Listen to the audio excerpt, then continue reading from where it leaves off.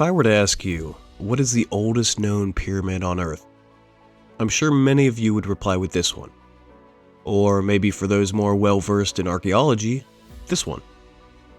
Now, what if I told you that both of those answers were potentially incorrect and that this new discovery could rewrite our understanding of human history?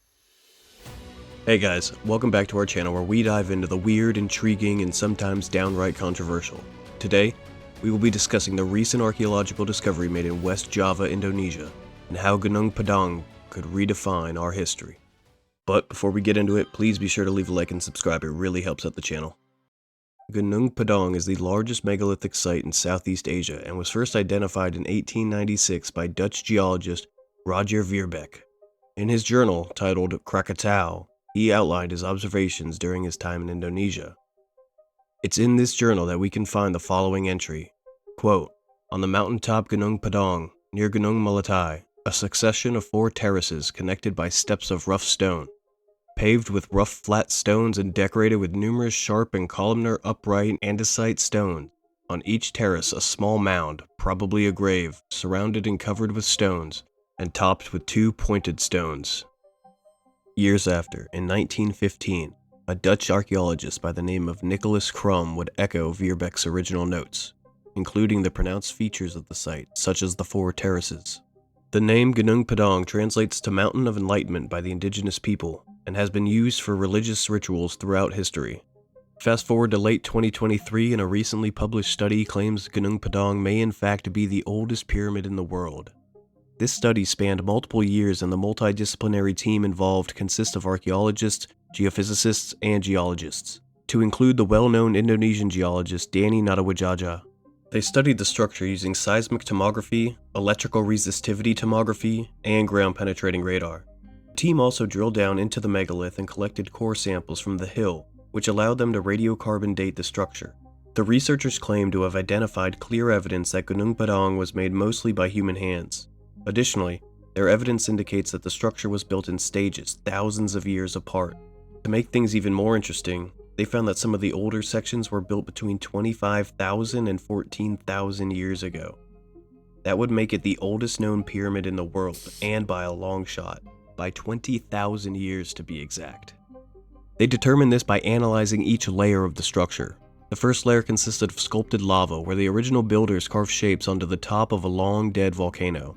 Thousands of years later, between 7,900 and 6,100 BC, another group added layers of bricks and rock columns. After that, during an unknown time, a dirt layer was added. And lastly, between 2,000 and 1,100 BC, yet another group added topsoil and stone terraces. Another exciting discovery indicates that the structure may contain hollowed-out areas, possibly indicative of hidden chambers. In their open-access research paper, the research team concludes that this finding, quote, "challenges the conventional belief that human civilization and the development of advanced construction techniques emerged only during the warm period of the early Holocene or the beginning of the Neolithic." Interestingly, they point to numerous other sites, such as Göbekli Tepe, which indicate advanced construction was already practiced during a time when agriculture supposedly had yet to emerge. The team posits that the builders of these locations possessed advanced masonry capabilities. So advanced, in fact, that hunter-gatherer communities could not have been responsible for the creation of Gunung Padang. But now, as I do with every topic, I'll voice the opinions of those more skeptical regarding the research team's findings. One issue opponents of this discovery have is the claim that the structure's core consists of, quote, "meticulously sculpted andesite lava." They cite there is no evidence presented by the researchers which indicates any sculpting of the stone core, or the hill itself. No tool marks, or tools in general, were reportedly recovered from the site. Now, one could play the devil's advocate here and suggest that the structure was indeed 20,000 years old, then it is possible that those tools simply did not preserve to modern day. However, critics reject another claim by the researchers, the claim that the structure was deliberately buried multiple times throughout history. These critics argue that the number of natural explanations could account for the repeated burying of Gunung Padang. Another topic of contention is the radiocarbon dating methods used by the research team. While the paper does share the age of carbon-dated materials, it does not specifically state what material was analyzed. At this time, there is no evidence suggesting that the analyzed material was put there because of human activity. Remember, carbon dating can only be used on anything that used to be alive, or anything containing organic material. This includes animals, people, plants, etc. Inversely, stone, metal, pottery, and so forth cannot be dated, unless imbued with some sort of organic material. It is worth noting that Nada Widjaja's work has been cited and referenced thousands of times throughout his career. I personally do not see any immediate evidence to suggest anything nefarious on his behalf. However, this is not the first time his research has been scrutinized by the scientific community. Prior to his most recent discovery, Nada Widjaja claimed that he discovered a 75,000-year-old pyramid beneath Lake Toma in North Sumatra. Now, I'd be amiss to conclude this video before mentioning the infamous Graham Hancock.